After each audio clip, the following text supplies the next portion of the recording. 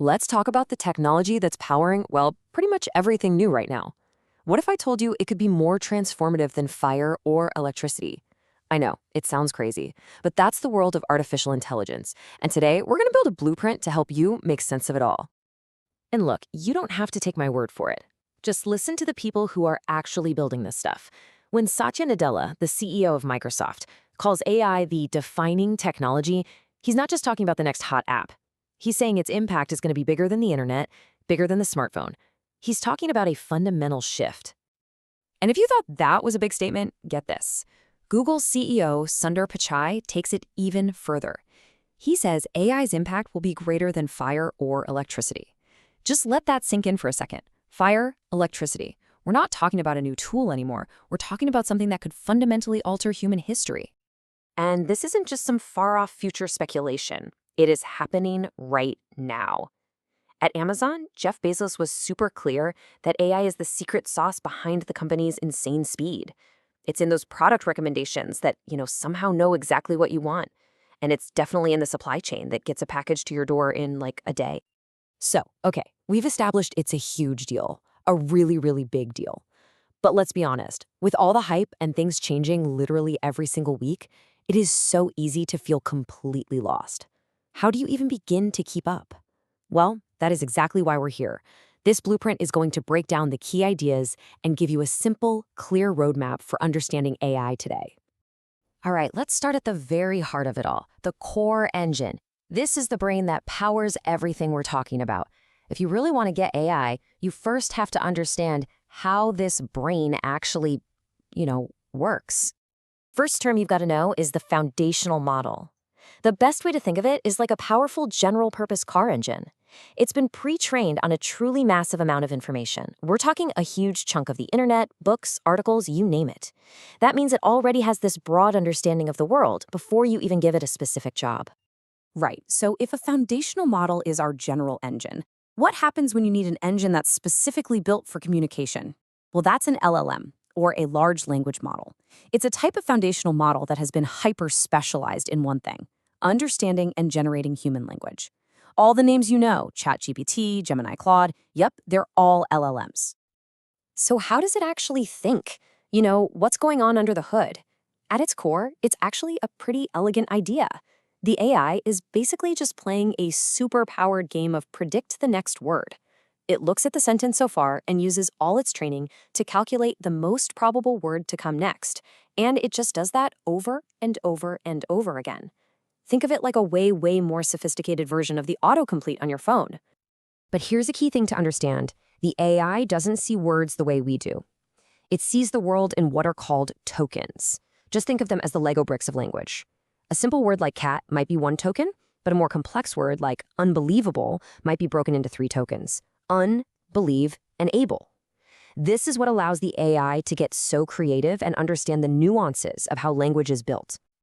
And all those tokens, all those little Lego bricks, lead us to another really important idea: the context window. This is basically the AI's short-term memory.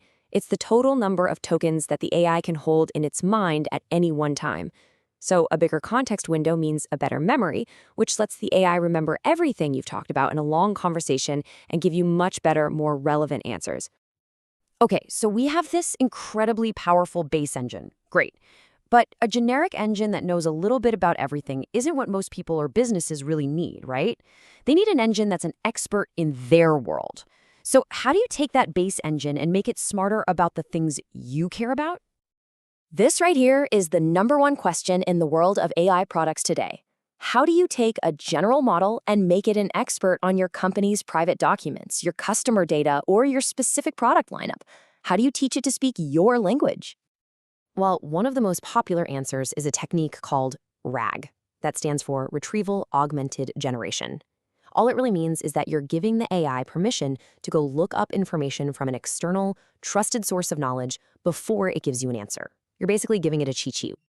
And that's the absolute perfect analogy for it. RAG is like giving the AI an open book test. Instead of just relying on what it was trained on, which might be months out of date, it gets to look up the correct, current facts from your documents in real time. This is how you make sure the AI is factually accurate and up to date. Now, the other main method is called fine-tuning, and it's a totally different beast. If RAG is like giving the AI a cheat sheet for facts, fine-tuning is more like sending it to a specialized training camp to learn a whole new skill. You're actually retraining the core model itself on a new set of data. So if RAG is an open book test, then think of fine-tuning like sending your AI to grad school. The AI already knows how to read and write. That's college. Now you're sending it to become a specialist. You could fine-tune it to be a lawyer who writes in perfect legalese, or a marketer that can nail your company's unique brand voice every single time. Okay, so let's put this all together because this is the key takeaway. RAG and fine-tuning solve different problems. Look at the core task row here. RAG is all about knowledge retrieval, getting the facts right. Fine-tuning is about skill acquisition, learning a new style or ability. And that's why the best for row is so important. You use RAG for facts and up-to-date info. You use fine-tuning for style, tone, and specific skills. So far, pretty much everything we've talked about is an AI that lives in a world of text. But that's not our world, is it? The real world has sights and sounds. So the next huge leap for AI is giving it senses, letting it see and hear the world just like we do. And this is the world of multimodal AI. Multimodal sounds a little technical, but it just means it can process multiple modes of information at the same time: text, images, audio, and understand how they all relate. So you could show it a picture and ask a question about it, or give it a video and ask it to write a summary. It's a real game changer. And you know all those incredible AI images you see everywhere? Well, the tech behind many of them is something called a diffusion model. The way it works is just wild. The AI literally starts with a screen of pure random static, like an old TV with no signal. Then, little by little, it refines that noise, adding structure and detail until the image you asked for just emerges. It's kind of like a sculptor seeing a statue inside a block of marble. Okay, this brings us to the final and maybe the most mind-blowing part of our blueprint. We've seen AI that knows things, and AI that can see things. But what if AI could also do things for us? The next great leap is AI that acts. We're talking about AI agents. The best way to think of an agent is as an autopilot for your digital tasks. It's an AI that can understand a complex goal you give it, break it down into a multi-step plan, and then actually use tools like your calendar, your email, your apps to get that goal done all on its own. And this slide just nails the difference. A chatbot is for talking. It can give you information. You ask it for a cake recipe, it gives you a recipe. An AI agent is for doing. It checks what ingredients you have, orders the ones you're missing, and then puts the baking time on your calendar. It's the huge shift from a research assistant to a personal assistant. So there you have it. That's our blueprint. From the core engine that thinks, to the ways we customize it, to giving it senses, and finally, empowering it to act for us.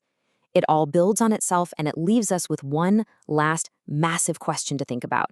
When AI can truly do anything, what is the very first thing you're going to ask it to do?